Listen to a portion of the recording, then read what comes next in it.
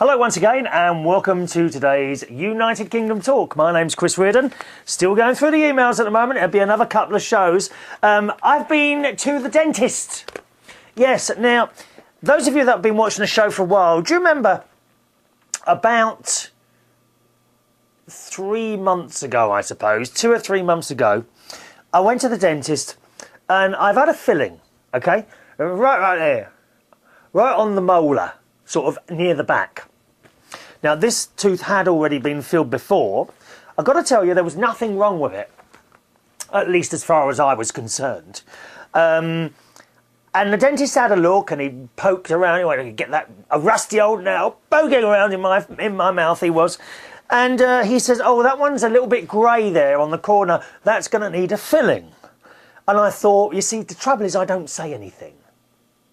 I know there's plenty of you out there who would say, "Is my TV crooked or is it the camera?" I've got to... Just a minute. I've just realised, is my TV crooked behind me? Oh, wait a minute. Oh, it is, isn't it? Look, oh, I can't bear that, dear. 1 minute. Oh, do you know, I wish I hadn't done that now. There we are. Is that... Oh, my God. There's a layer of dust on top of the TV. Oh, that is disgusting, isn't it? Oh, we've got to get some dust in down again. Is that straight? I don't know if that's straight or not. It's difficult to tell. Sorry. I can't bear a crooked picture. Can you? My friend... Oh, I'm so awful to my friend Ronnie. When I go round to his house. Because Ronnie is Mr. Perfect. You know? He is Mr. Perfect. Yep. All the pictures on the wall are nice and square. And whenever I go round there, I'll adjust one. So it's slightly crooked. And he notices it straight like that. Awful, innit? Anyway, back to the dentist. So he said you need a little filling. Now, I'm not someone that says, hang on a minute, there's nothing wrong with this. There wasn't. But anyway, so he got on with it and did the filling. As always at the dentist, when I come out of there, I thought, oh, that doesn't feel right. But, you know, give it a few hours and it does. Well, it didn't feel right in a few hours. In fact, it didn't feel right all week, so I went back there and he said, "Oh, what's wrong?" I said, "It feels like it's rubbing against the side of my mouth." "Okay, let's have a feel." So he sticks his dirty old finger in my mouth like a little feel. Starts rubbing it up and down like this. You might be able to hear this. Listen. Can you hear that or not? Hang on a minute. Let me get my microphone on it. And you'll listen. Rubbing my teeth. Can you hear it? Starts rubbing. Oh yes, he does. It does feel a bit rough. I'll smooth it down. So he smoothed it down. He says, "Does that feel any better?" Well, I mean, it doesn't, does it? But you don't know what do you say? You're never quite sure. So I said, "Oh, I'm not sure." He says, "Okay, I'll do a bit more." So he rubbed. So he filed it down. Well, I don't know what that machine is, like a drill. Filed it down a bit more. And he said, "Right, see how that goes." So I went away and it didn't feel right again. Went back again, he rubbed it down again. And we've gone past Christmas now. Right. So then I went on holiday. Oh, no. He did say, what is the other thing what was wrong? Okay, now when I bite on it, it's just such a small space in my mouth. If I bite on that part, it feels different to the rest of my mouth. No pain, don't get me wrong, it just feels like it didn't used to feel, yeah? If I bite on that part. So, I mean, I paid for the filling to be done. Okay, on the return visits, they don't charge you again, you know, because it's something that needs to be sorted, so that's it. Went on holiday to Australia, came back again, and I didn't really notice it at all in Australia. I don't think. Soon after coming back, it started niggling again. It feels like, number one, there's something stuck in the middle of my teeth occasionally. Not all the time. This isn't all the time. At the moment, while I'm talking to you, doesn't really feel different at all. Well, okay, it does. I'm just slightly aware of it at the moment, right, in my mouth. However, other times, it seems to get a little bit worse. It never hurts, don't get me wrong. There's never any pain. Okay, it doesn't hurt. But I become more aware of it at certain times of the day. I don't know why that is. And the awareness is, number one, it feels like there's something stuck in between my teeth. Yes, I've got I always keep a little bit of those little floss plastic things that you can buy in plastic bags. Do you know the things I mean? I kind of, rub that in between. I've got some of those in the car. And I've got some at home, so I can do it. So if I feel there's something there, I'll start doing with the floss. But it doesn't make any difference. Still feels there's something stuck in my teeth. Right? The other thing it feels like is that there's something in my mouth that shouldn't be there. And I can't work it out. Anyway, so I came back off holiday. Shortly after arriving back, it started niggling again. So I went to see the dentist. Lovely lady, actually. I mean, I put my foot in it twice while I was in the dentist. Now, it wasn't my usual dentist. It was the one who's in charge of the surgery. Now, I only had the surname. So the nurse comes into the reception and says, "Hello, Mr. Reardon, would you like to come through now?" Oh, and they're always very happy, these nurses. I don't know why. They're probably trying to put my sad old mind at ease. That's what's going on there. So she takes me into the surgery, and in there is sitting another lady, in her 50s, I suppose, who I recognised from sitting in the reception. I also recognised her from ringing. She's one of those, I'm sure I recognise the voice, when she rings you up at home and reminds you that an appointment's due and you try and get out of it by coming out with all these excuses, such as, I'm going away on holiday, or I'm up north at my sister's. I always put it off. Well, when will you be back then? I'm like, oh, I don't know. I'm a little bit sharp on the phone. Well, I recognised her straight away. And I'm like, oh, are you the dentist? She says, yes. And I know that she's like the top one in there. I said, but you usually sit on the reception. She laughed. Oh, yes. She said, I like to do everything in here. I said, but you're Dr. So-and-so, I said her name. She says, yes. I said, so this is your place? She said, yeah. I thought she was just a receptionist here. Anyway, lovely woman. She had a look. She says, I've got to tell you, this was, of course, a second opinion, if you might. She says, I've got to tell you, there's nothing at all wrong with that, with your filling at all. She says, you've got no abscess, no pain in your tooth, nothing's loose. She says, what you've got, unfortunately, is a bit of a niggle. And she says, I'm a great believer in time. She says, I know it's been a couple of months now. She says, what we need to do is set a date. Now, let's have a look. Oh, it was your birthday a couple of days ago. Happy birthday for then. I said, thank you. She said, we'll give it 2 months from your birthday, which nicely takes you around to your next official appointment. And then if you've still got a problem, we may have to do some deep root filling or treatment. I don't know what she was talking about. Now, the other dentist that I went back to a couple of times also said this.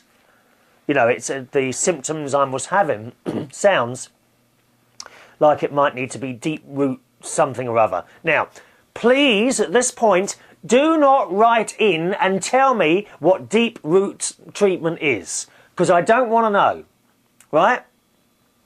The worst thing you can do is, in my books, is read up on what someone is about to do to you. Absolutely not. Never, ever do that. I'd rather make an appointment and then go there and then they do what they've got to do. I don't want to sit here worrying what they're going to do. Okay? I don't want to know how long it takes or anything like that. Do not write in and start telling me what they do with deep root canal treatment. That's it. Do not tell me what that's about, because I do not want to know. For Christ's sake. There's an elderly lady I know. Her name's May, and a while ago she had cataracts done. They take a bit out your eye or something, don't they? And I said, how was it? She said it was wonderful. She says, you go in there and it's all over and done with in 10 minutes. She said, the worst thing I did was read the leaflets that they gave me before.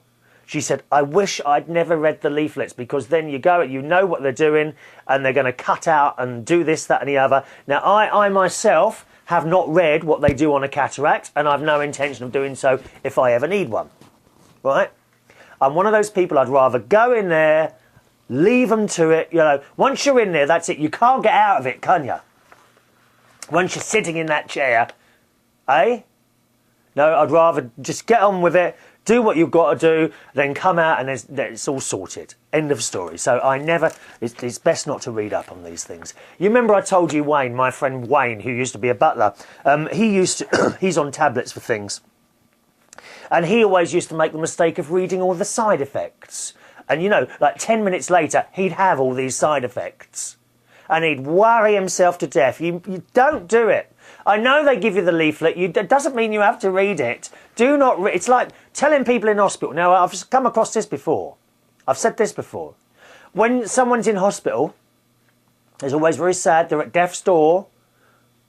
You know, I don't agree with saying to people, you've got 2 days left. You've immediately taken away all hope from them. Just let them go, and then for 2 days, they're going to be worrying. Why do that? Just let them go peacefully in their own time. A lot of people would like to see me go in 2 days, I think, to be honest. Anyway, so back to this story. So she said, you've got a niggle, and she did a couple of things. She smoothed the bit that was bothering the side of my cheek a bit more, and that what she did there, that seems to have solved that problem. It doesn't feel anymore like it's rubbing against my cheek at all, so I'm quite pleased about that. So we're going to give it a couple of months and see what happens, really. Or the other thing I did wrong, but I was so surprised to see her as the dentist. I thought she was just a receptionist here.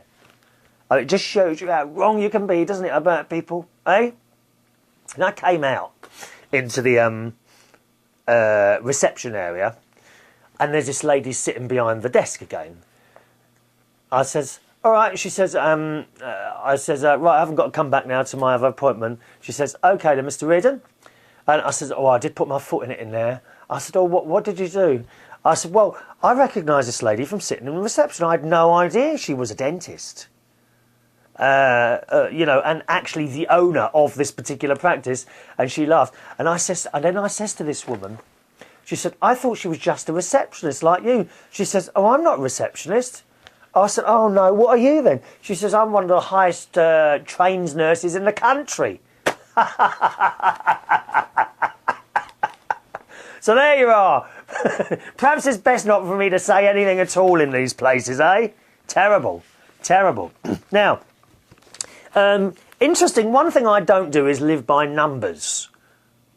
I'm not on, I know some of the people that do podcasts and radio shows and TV shows and all that, they're led by numbers, always worried about how many people are watching and listening. And I'm not like that. However, I do look at the numbers rarely on occasions. And it's very interesting to note that a while back we had more people watching the show than listening, and now it's turned around again. There are now more people listening to the podcast than actually watching the video.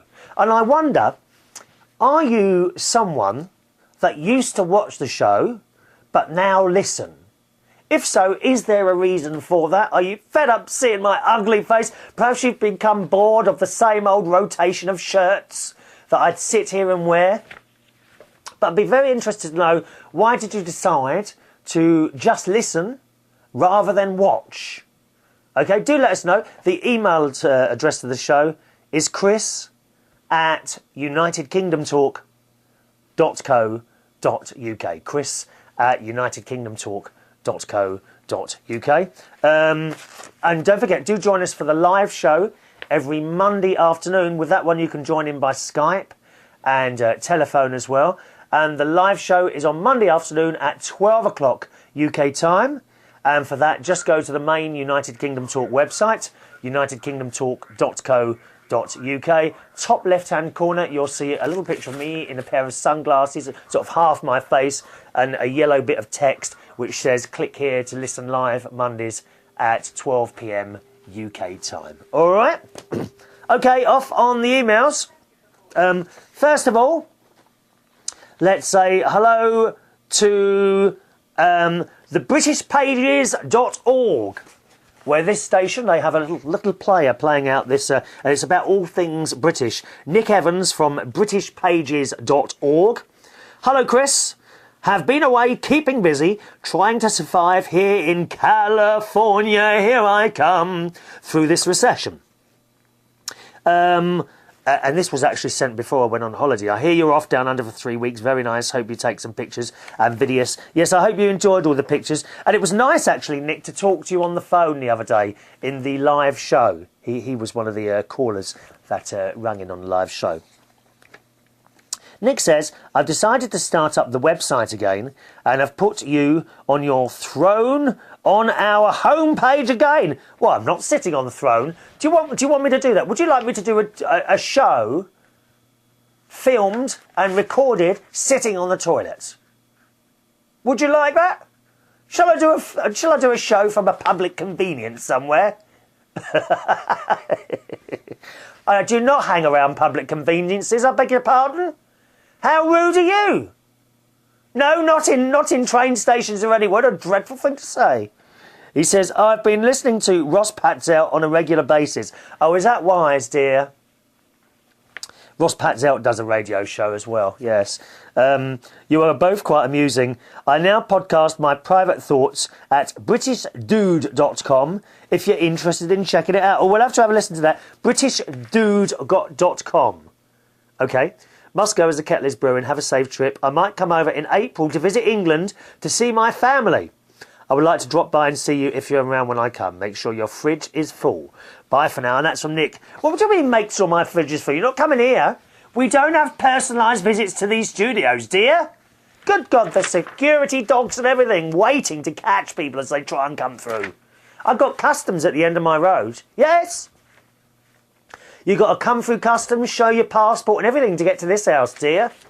God's sake, but I will meet you in town if you want, lovey. Okay? I was going to refer... What was I going to say? Oh, yes, I meant to say, Ross Patzelt and myself and a guy called Lee Mills and a few others have all got together and we are kind of doing this live talk thing. Now, there's a few of us on there, all of varying abilities. Okay, and we do shows at different times on this particular brand new talk station. If you want to have a look at that, the address for that is very similar to the address for this, is unitedkingdomradio.co.uk. All right, as well as me doing my talk shows, there's a few more on there that you may like. I'm sure some of them will like, so some of them you won't like. All right, that's how it is. We don't all like everything, do we? That's what makes up the human race. But once again, if you want to have a try of any of those other talk shows, and you'll find a recording of my live one on there as well, then the address once again is unitedkingdomradio.co.uk. Hello to Ian. On the subject of the recent recorded shows in Australia, good shows, great visuals. You will have to do more shows in spectacular locations. Maybe Piccadilly Circus or the top of the Eiffel Tower. You won't get me going up to the top of the Eiffel Tower, Ian. Oh, you must be having a laugh, ain't you? You know what I'm like with heights. Those of you that just listen to the show won't know, but all the shows from Australia had some of the most amazing bits of scenery behind me. I recorded 2 in Sydney. One was in front of the Harbour Bridge. The other was in front of the Sydney Opera House. I recorded 2 on Norfolk Island. One was at my cousin's house, and the other was on top of the highest part of the island on Norfolk Island, which was Mount Pitt. We went to the top there and recorded a show there. And the one in Canberra was recorded in a monastery. Well, I say Canberra, it's near Canberra. Okay, it's not quite in Canberra, at the Penrose Park Monastery. So I'm glad you enjoyed this. Let's have a look here. Nice long one from young Lisa here. Hello, Lisa. It's Lisa in California. Here I come. Dear Chris, your it was American. Your vacation videos, for the English people, that's holiday, okay? For your vacation videos from Norfolk Island are awesome. That's another American saying there, isn't it? You always hear Britney Spears say that. Oh, they're awesome, she goes. Awesome, dear. I really enjoyed them very much. It's such a beautiful place. Yes, it is. Norfolk Island in the South Pacific, I know I've been going on and on about it. It is a stunning place. Beautiful place. I also enjoy the interviews. It is interesting how well the Norfolk inhabitants do so well without a lot of the so-called modern amenities of mainland areas. Yeah, well, there's no nightclub. There's nothing like that out there. It's a fairly relaxed way of life, and it's just so easy going there. It really is. It sure seems to be a wonderful place to live. I imagine most people there must live more like a village of people than a city of people, each taking a more personal responsibility for things we mainlanders take for granted that others will do for us. Like the garbage or rubbish service, for instance. Oh yes, I found that an impressive quality about the island and its people. There must be a higher level of cooperation among the people for that to work as well. Yes, I mean, it's a wonderful thing. There is no rubbish collection service there on the island. You have to take your rubbish to a special place where a lot of it's recycled, and the stuff that isn't recycled is burnt. Okay, that's how they get rid of it. They burn it. There is also, on this recycling bit, which you may have seen in one of the other shows, a place where there's like a long table, and if you've got something that's still working that you want to get rid of, I don't know, like a television, or maybe a set of cutlery, or some pots and pans. If you don't want them anymore, you can put them on this table, right? And people go round, oh, I'll take that, and they just take it. What a wonderful way to do, and it's so less wasteful, isn't it? I mean, I've got a bit of a problem at the moment. As you know, I upgraded my television a few weeks ago. I've got a great big 50-inch television downstairs now. But my 32-inch old big cathode ray tube television is now sitting on the floor, and I've got someone who wants it. And I want to take it to his house, you know, free of charge, not charging him anything for it, but I can't lift it. I can't. This is so heavy. You need to. I mean, I could probably take the weight, but it's the shape of the telly. I just can't lift it. It needs two people to lift this thing. It's a nightmare, absolute nightmare. But I won't chuck it away. You know, I could put it up outside and wait for someone to just take it away. But that's not me. I like to, you know, recycle things if possible. So there on the island, as I say, there's a big table there. You put on the table if there's something you don't want anymore, and someone comes around and, oh, I'll take that. And they just, if you want to go around and have a look at the table, and you just take it. Great, isn't it? There is actually a website, not so much a website, but like a list of recyclable items. Here in the UK, someone set up what is called FreeCycle. Now, I think the address is FreeCycle, FreeCyle.org. I think that's the right one. And again, there, it's similar to the table. If you've got something that you don't want anymore, you just put it on the list, and then someone will contact you, and there's no money involved here. Someone contacts you, oh, I'd like to come and collect that television. Okay, yeah, come and take it, and they come and take it, and then that's the end of it. Isn't that great? I think it's a wonderful thing to do. I bet the shops don't like that, eh? Lisa goes on to say, here in Bakersfield, California, USA people argue and drag things out to the point little actually gets approved, and less still actually gets done. Even the simplest of projects take years to even begin. Chris, you probably know what this is like too, where you live in the UK. Oh, yeah. Oh, tell me about it. Listen, I live in Bracknell, which is in Berkshire, not far from London. And ever since I've been here, okay, I moved here in November 1992, ever since I've been here, they've been going on about the regeneration of Bracknell town centre. I.e., that's when they basically knock down buildings and put new ones up and regenerate the area.